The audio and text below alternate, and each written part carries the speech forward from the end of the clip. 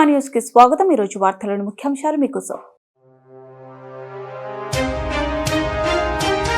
ఆంధ్రప్రదేశ్ ప్రభుత్వం తరపున జోగులాంబదేవిని దర్శించుకున్న జిల్లా కలెక్టర్ డాక్టర్ ఏ సిరి.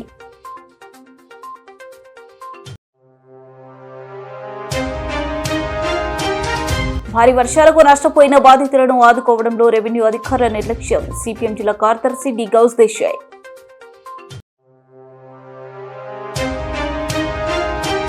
క్రమశిక్షణతోనే ప్రపంచాన్ని మార్చవచ్చు డాక్టర్ శంకర్ శర్మ.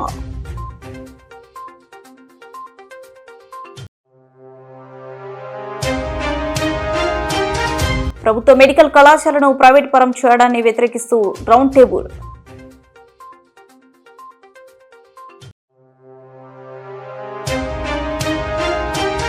పంట నష్టపోయిన రైతులను ఆదుకోవాలి జి రామకృష్ణ రైతు సంఘం జిల్లా కార్యదర్శి.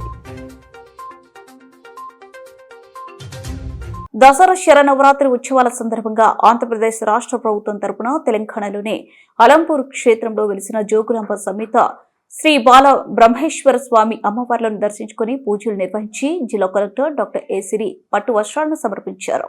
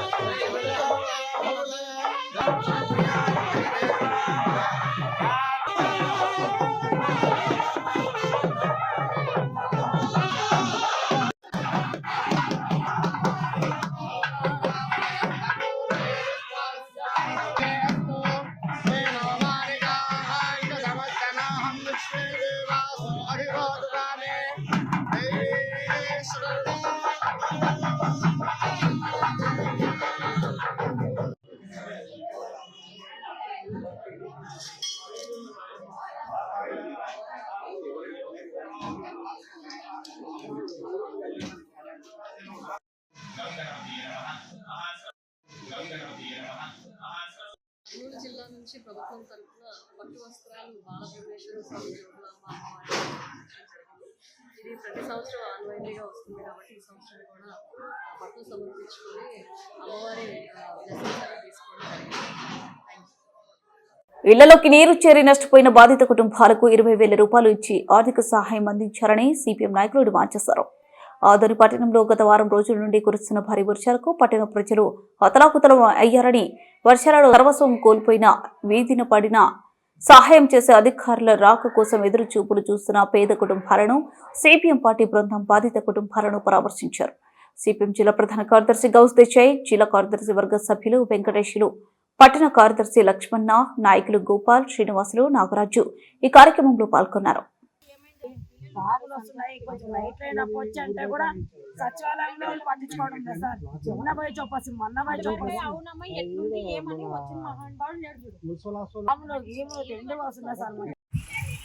ఈరోజు సిపిఎం పార్టీ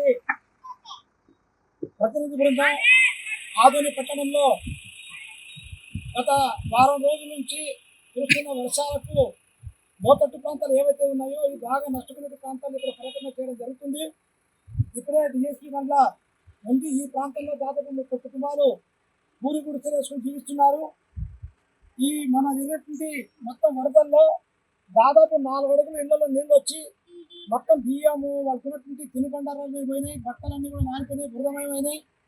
కానీ దౌర్భాగ్యం ఏమంటే ఆంధ్ర రాష్ట్ర చరిత్రలో ఎవరైతే వరదల్లో నష్టపోయినటువంటి వాళ్ళు ఉన్నారో వెంటనే రెవెన్యూ వాళ్ళు జోక్యం చేసుకుని వాళ్ళకు తినుబండారాలు ప్రధానంగా స్టోర్ల నుంచి బియ్యము, బ్యాళ్లు, ఆరక్క నూనె, వాళ్ళ వంట సామాన్లు కూడా ఆరక్క ఇచ్చే పద్ధతి ఇప్పుడు కొనసాగుతుంది. టైక్వాండో క్రీడాకారులకు డాక్టర్ శంకర్ శర్మ ఆధ్వర్యంలో బెల్టులు ప్రదానం చేశారు. స్థానిక కిడ్స్ వరల్డ్ టీజీబీ మరియు టీజీబీ టైక్వాండో అకాడమీ ఆధ్వర్యంలో ఉచితంగా శిక్షణ ఇస్తున్నారు. క్రీడాకారులకు బెల్టులు ప్రదానం చేసే కార్యక్రమం నిర్వహించారు. ఈ కార్యక్రమానికి ముఖ్య అతిథిగా ప్రముఖ గ్యాస్ట్రో ఎంట్రాలజీ వైద్యులు శంకర్ శర్మ పాల్గొన్నారు. ఈ సందర్భంగా డాక్టర్ శంకర్ శర్మ విద్యార్థులను ఉద్దేశించి మాట్లాడుతూ మార్షల్ ఆర్ట్స్ లో శిక్షణ తీసుకుంటున్నందుకు అభినందించారు. ఈ కార్యక్రమంలో శిక్షకుడు వెంకటేశ్వర్లు పాల్గొన్నారు.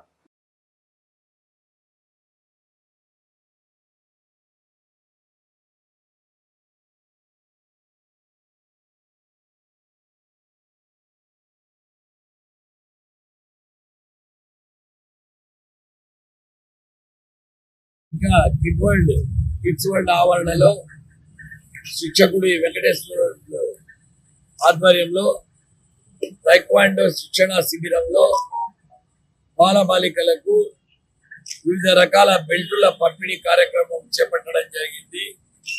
వీటిలో green belts, yellow belts, green yellow combination ఉండే బెల్ట్స్ అబ్బాయిలకు ఇవ్వడం జరిగింది. ముఖ్యంగా బాలబాలికలను మనము మార్షల్ ఆర్ట్స్ లో ఎంకరేజ్ చేయాల్సిన అవసరం చాలా ఉందని గ్రహించి నేను గత 25 సంవత్సరాలుగా మార్షల్ ఆర్ట్స్ కర్నూలులో ఎంకరేజ్ చేస్తా ఉన్నాము. ముఖ్యంగా మొక్కై వంగనేది మానై వంగున అని క్రమశిక్షణ అనేది బాల్యంలోనే ఏర్పడితే వాళ్ళు రేపు పెద్దవాళ్లే ఫ్యూచర్ సిటిజన్స్ ఆఫ్ ఇండియాగా ఎదిగినప్పుడు వాళ్ళల్లో క్రమశిక్షణ అనేది ఉంటుంది.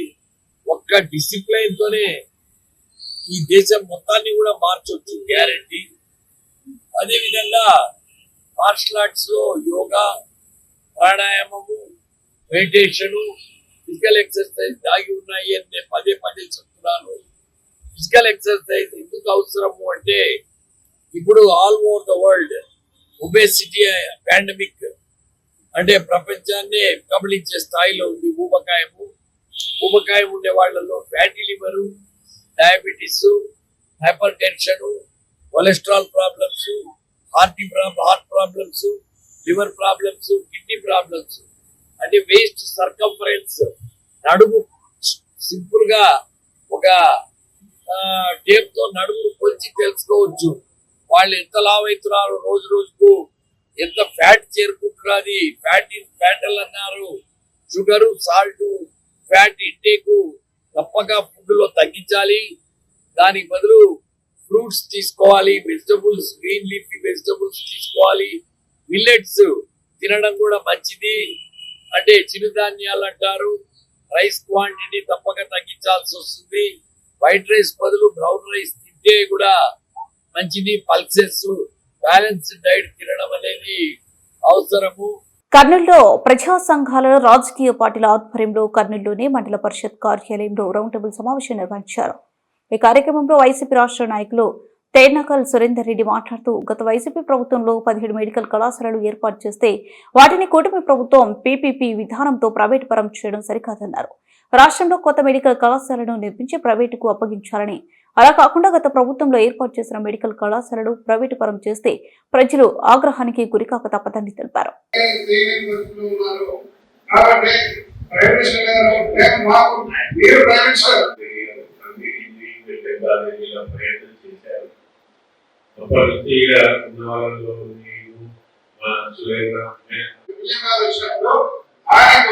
ఒక మంచి లెటర్ డ్రాప్ చేసి డైరెక్ట్ గా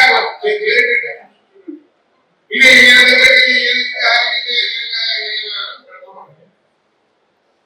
కాబట్టి సీరియస్ గా తీసుకుంటారని ఆశిస్తూ నాకు ఈ అవకాశాన్ని ఇచ్చినందుకు ధన్యవాదాలు. Thank you sir. మీరు చెప్పింది బ్యాక్ వాక్ చేశారు. ఇది వెనక్కి పోతుంది. పదే రాష్ట్రాలంటే ఇప్పటికీ గుర్తు చేస్తున్నాను. గుర్తున్నాయి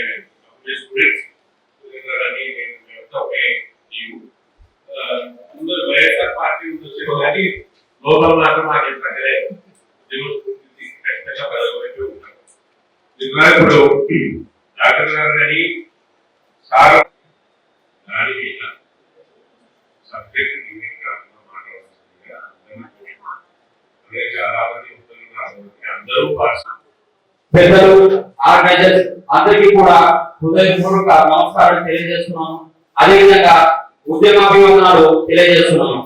ఈ రోజు ఇక్కడ ప్రైవేట్ వ్యక్తులు పరం చేయాలని ఆలోచన చేయడం చాలా దుర్మార్గంగా అభిప్రాయంగా ఉండాలి. గత ప్రభుత్వం తీసుకొచ్చింది కంటిన్యూ చేస్తూ ముందుకు వెళ్ళాలి, కానీ గత ప్రభుత్వం తీసుకొచ్చింది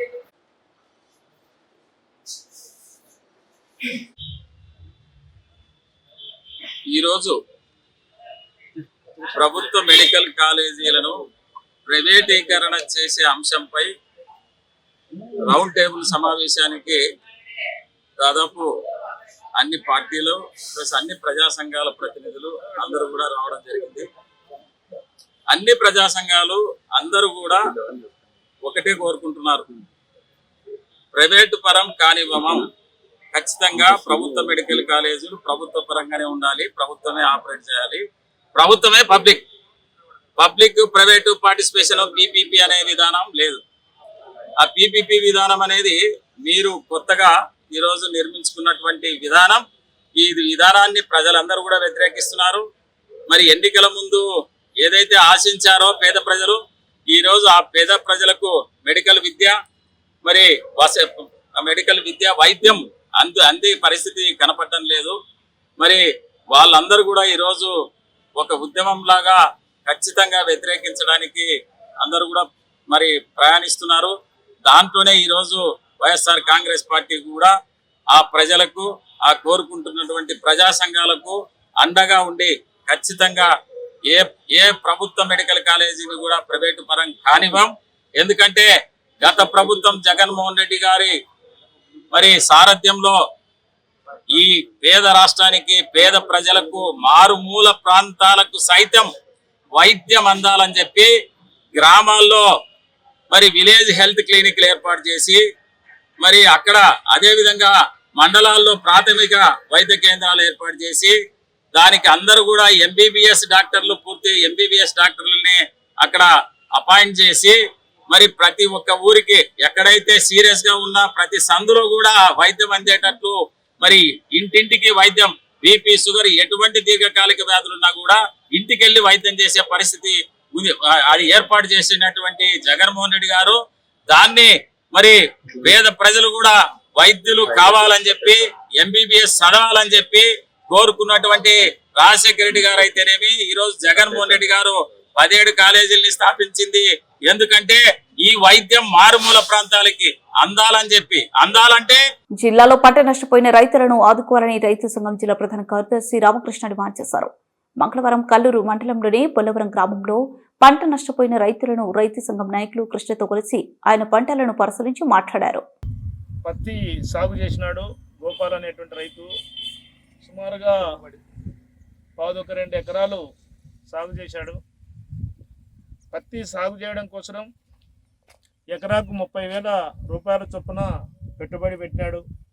పురుగు మందులు, ఎరువులు, రకరకాలుగా కలుపులు, ఇట్లాంటివన్నీ కలిపితే సుమారుగా ఎకరాకు 30,000 వస్తుంది.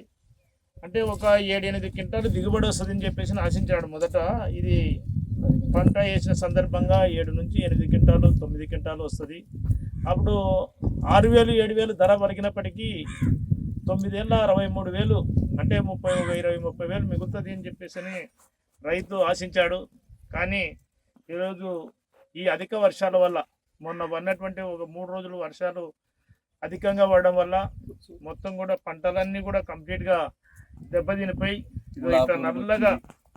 ఇట్లా నల్లగా మారిపోయి మొత్తం కూడా గొగ్గి పడిపోయినటువంటి పరిస్థితి ఉంది. అంటే దిగుబడి కేవలం 2 క్వింటాలు 3 క్వింటాలు మాత్రమే వచ్చేటువంటి పరిస్థితి ఉంది. ఇది కూడా గొగ్గి పడింది కాబట్టి పెద్దగా ధర పలికేటువంటి అవకాశం కూడా లేదు. 3,000 రూపాయలు అంటే అప్పుడు 2 క్వింటాలు అయితే 6,000, 3 క్వింటాలు అయితే కనుక 9,000 రూపాయలు వస్తుంది. అంటే వెరసి ఈరోజు రైతు సుమారుగా 20,000కు పైగా ఈరోజు అప్పుల పాలయ్యేటువంటి పరిస్థితి ఉంది. మరి అధిక వర్షాల వల్ల ఈ పత్తి పంట దెబ్బతింది. అదేవిధంగా మొక్కజొన్న పంట కూడా వేసినటువంటి రైతులు కూడా ఉన్నారు, వాళ్ళు కూడా బాగా దెబ్బతిన్నటువంటి పరిస్థితి ఉంది. పొగాకు ఆగస్టు మాసంలో వేసినటువంటి పొగాకు కూడా మొత్తం కూడా నీరు సుచ్చి వచ్చేసేసి మొత్తం కూడా పొగాకు కూడా ఈరోజు పంట వచ్చేటువంటి పరిస్థితి లేదు. అన్ని రకాల ఈరోజు పంటలన్నీ కూడా ఒక కంది తప్పితే మిగతా పంటలన్నీ కూడా దెబ్బతిన్నటువంటి పరిస్థితి ఉంది. అందుకోసమే రాష్ట్ర ప్రభుత్వం, ఎందుకంటే ఈరోజు రైతుల ప్రభుత్వం అని చెప్పేసి చెప్తున్నారు, రైతు సంక్షేమ ప్రభుత్వం అంటున్నారు, అన్ని రకాలుగా ఆదుకునేటువంటి ప్రభుత్వం ఆ ప్రభుత్వం అని చెప్పేసి చెప్తున్నారు. కాబట్టి ఇప్పుడు ఇంతటి దీనమైనటువంటి పరిస్థితుల్లో ఉన్నటువంటి రైతులను మరి ఆదుకోవాలి. ఆదుకునే దానికోసం ఏదో మెతుకులు చిలకరించినట్టు కాకుండా కనీసం అంటే ఎకరాకు 30,000 రూపాయలు నష్టపరిహారం ఇవాళ రకంగా ఎకరాకు 30,000 రూపాయలు నష్టపరిహారం ఇచ్చి అన్ని పంటలకు రైతులను ఆదుకోవాలని చెప్పేసి మేము ఆంధ్రప్రదేశ్ రైతు సంఘంగా విజ్ఞప్తి చేస్తున్నాం, ఆ రకంగా డిమాండ్ చేస్తున్నాం. ఈరోజు కల్లూరు మండలంలోని బుల్లవరం గ్రామంలో అనేక రకాల పంటలు కూడా పరిశీలించడం జరిగింది. నేను అంటే ఏపీ రైతు సంఘం జిల్లా ప్రధాన కార్యదర్శి రామకృష్ణ, నేను అదేవిధంగా రైతు సంఘం జిల్లా సహాయ కార్యదర్శి, కల్లూరు మండలం రైతు సంఘం కార్యదర్శి కృష్ణ, అట్లాగే రైతు సంఘం నాయకులు శేఖరు, అట్లాగే మస్తాన్ గారు, అట్లాగే లక్ష్మీకాంత్ రెడ్డి అన్న, నాగశేషులు గారు, వీళ్ళందరూ కూడా ఈరోజు ఈ పరిశీలనలో పర్యటించడంలో పాల్గొనడం అనేటువంటిది జరిగింది. అంటే రైతులను ఆదుకోవాలని చెప్పేసి మేము ఈ ప్రభుత్వానికి విజ్ఞప్తి చేస్తున్నాం. ఆ రకంగా రైతులను ఆదుకొని రైతు సంక్షేమ ప్రభుత్వంగా ఆ రకంగా రైతుల మన్ననను పొందాలని చెప్పేసి మేము కోరుతా ఉన్నాం. నా పేరు రామకృష్ణ, రైతు సంఘం జిల్లా ప్రధాన కార్యదర్శి, కర్నూలు.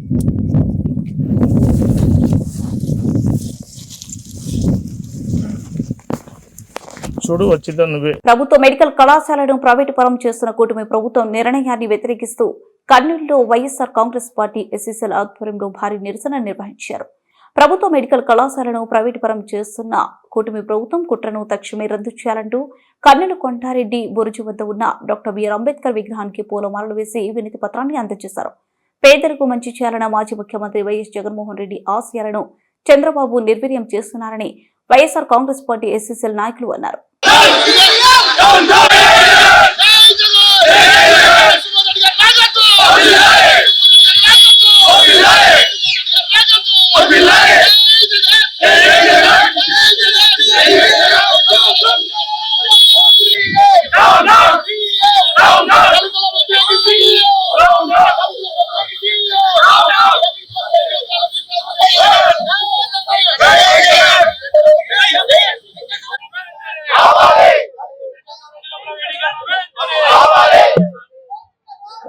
ఈ టౌన్ ప్రెసిడెంట్ నాయకత్వంలో మేము చేస్తున్నటువంటి ఎస్సీలు చేస్తున్నటువంటి ధర్నా ప్రైవేట్ కాలేజీలు ప్రైవేటీకరణ చేస్తున్నటువంటి సీఎం చంద్రబాబు గారు దారుణంగా మేము కట్టించిన జగనన్న గారు కట్టించినటువంటి మెడికల్ కాలేజీలను ప్రైవేటీకరణ చేయడం మేమంతా ఎస్సీలు అందరూ వ్యతిరేకిస్తున్నాం. ఎందుకంటే మాకు కావాల్సినటువంటి బలం మాకు లేదు. ప్రైవేట్ కాలేజీలో మెడికల్ కాలేజీలో సీట్లు సంపాదించుకోవాలంటే ఖచ్చితంగా అది గవర్నమెంట్ పరంగా ఉంటే తప్ప మేము కాలేజీలో మెడికల్ కాలేజీ డాక్టర్లు ఎంబీబీఎస్ చదవలేము. కాబట్టి ఆ కాలేజీలను వెంటనే రిలీజ్ చేసినట్టు జీవోను రద్దు చేయాలి. ప్రైవేట్ కాలేజీలు పీపీపీ ద్వారా సిస్టమ్ తీసుకొచ్చే సిస్టాన్ని బంద్ చేసి మరలా గవర్నమెంట్ పరంగా చేయాలని మేము కోరుకుంటున్నాం. వాస్తవాలు కలిగి ఉండండి. మీరు అధికారంలోకి వచ్చారు. ఇవాళ గవర్నమెంట్ మెడికల్ కాలేజీలలో ఎవరు వైద్య కొరకు పోతారు? పేదలు పోతారు. అటువంటి పేదల ప్రభుత్వ ఆసుపత్రులే మీ ఇలా ప్రైవేట్ పరం చేస్తా ఉన్నారంటే చంద్రబాబు నాయుడు గారి మనస్తత్వం, ఈ కూటమి ప్రభుత్వం యొక్క ఆలోచన విధానం తప్పుగా ఉందని మేమందరం భావిస్తా ఉన్నాం. బాధ్యతగా తీసుకోండి. జగన్మోహన్ రెడ్డి గారి మీద మీరు ఏమైనా కక్ష ఉంటే తర్వాత చూసుకుందాం. మీరు ప్రభుత్వ మెడికల్ కాలేజీలు ప్రైవేటు పరం చేసే హక్కు భారత రాజ్యాంగం ఇవ్వలేదని మీ అందరికి మనవి చేస్తా ఉన్నాను. ఈ కూటమి ప్రభుత్వాన్ని అడుగుతా ఉన్నాం, పేదలు మీకు అవసరం లేదా? అవసరం లేదని చెప్పండి. ప్రైవేట్ కాలేజీలు మీ ఇష్టం వచ్చిన పని చేసుకోండి. ఇవాళ పేదల కొరకు నిర్మాణం చేసినటువంటి కాలేజీలు అనేక మంది విద్యార్థులు చదువుతా ఉన్నారు. నా పిల్లలు కూడా 2 మెడికల్ కాలేజీలే, 2 పీజీలో ఉన్నారు. జగన్మోహన్ రెడ్డి గారి దయ వల్లనే ఇవాళ మేము పిల్లల్లో మరి మెడికల్ కాలేజీలో చదువుతా ఉన్నారు. వీటన్నిటిని కూడా చంద్రబాబు నాయుడు గారు ఆలోచించాలి. ఈ ద్వంద్వ వైఖరి మానుకొని బాధ్యతగా ఉండాలని కోరుకుంటూ, ఏమంటే ప్రభుత్వం కట్టించినటువంటి మెడికల్ కాలేజీలను జగన్మోహన్ రెడ్డి గారి ప్రభుత్వంలో 17 మెడికల్ కాలేజీలను కట్టించారు. వాటిని ప్రభుత్వ పరంగా అమలు చేయకుండా ప్రైవేట్ కి అప్పగించాలని చంద్రబాబు నాయుడు గారు ఎంతో వ్యూహం పొంది ఉన్నాడు. ఒక జీవ తెచ్చి దాన్ని ప్రైవేటీకరణ చేయాలని చూస్తున్నాడు. ఇటువంటి విషయాలపైన మా దళిత బిడ్డలమైన మేము ఎస్సీలము, దళిత బిడ్డలు మెడికల్ కాలేజీలు చదవాలన్నా ప్రైవేటీకరణ చేస్తే చదువుకోలేరు, మా దళిత బిడ్డలు డాక్టర్లు కాలేరు అని మేమంతా పెద్ద ఎత్తున ఈ రోజు ఈ బహిరంగంగా బయటికి రోడ్ల మీదకి రావాల్సిన పరిస్థితి ఏర్పడింది. వార్తలు ముగించే ముందు ముఖ్యాంశాలు మరోసారి. ఆంధ్రప్రదేశ్ ప్రభుత్వం తరపున జోగులాంబదేవిని దర్శించుకున్న జిల్లా కలెక్టర్ డాక్టర్ ఏ సిరి.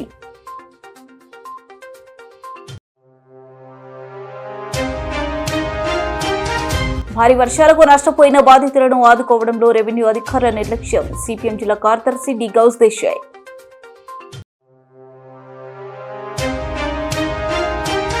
క్రమశిక్షణతోనే ప్రపంచాన్ని మార్చవచ్చు డాక్టర్ శంకర్ శర్మ.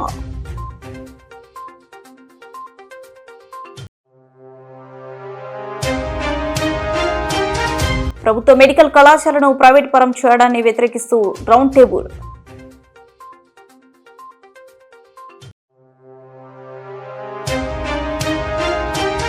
పంట నష్టపోయిన రైతులను ఆదుకోవాలి. జి రామకృష్ణ రైతు సంఘం జిల్లా కార్యదర్శి.